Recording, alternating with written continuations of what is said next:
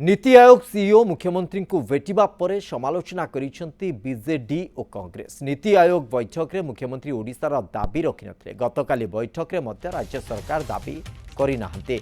केंद्र आगुरु अवहेला करुतला, एबे राज्य में बीजेपी सरकार आसिला परे अवहेला जारी रखिछि। कांग्रेस कहिछि आंध्र और बिहार को स्वतंत्र अनुदान दियागला, ओडिशा को मिलला नहीं। यार जवाब देछि बीजेपी कहिछि नीति आयोग बैठक में मुख्यमंत्री राज्य स्वार्थ प्रसंग में कौन दाबी रखिथिले ताहा स्पष्ट करिसेंती। याकु नै विवाद करा न जाऊ।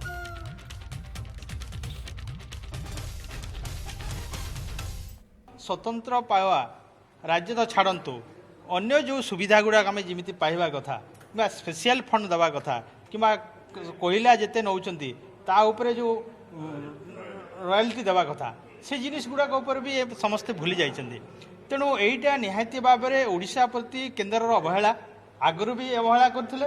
आज बीजेपी सरकार ओडिशा रे गठन आला परे मध्य सी प्रकार चली। नीति आयोग रो जोटा बैठक आगु भी जोटा होता ओडिशा किसी स्पेशल पैकेज ना 1.5 ट्रिलियन इकोनॉमी विषय जो शुणा मिलूँ बहुत भल लगे किंतु जोटा शेष होगा कथा देखो ए सेंट्रल गवर्नमेंट और जोटा आम ये कराई आम कोल रॉयल्टी 12% टू 20% करने बहुत दिन आम डिमांड ताकू एबे मुख्यमंत्री जाइथिले किछि जिंस कहलेनी।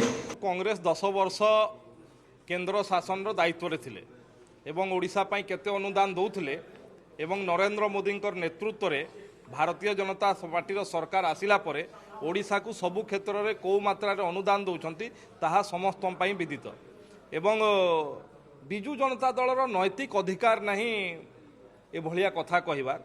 कारण दीर्घ 24 वर्ष शासन निरंकुश भाव शासन कला परे ओडिशावासी केते उन्नति करछंती, व्यक्तिगत केते उन्नति करछंती।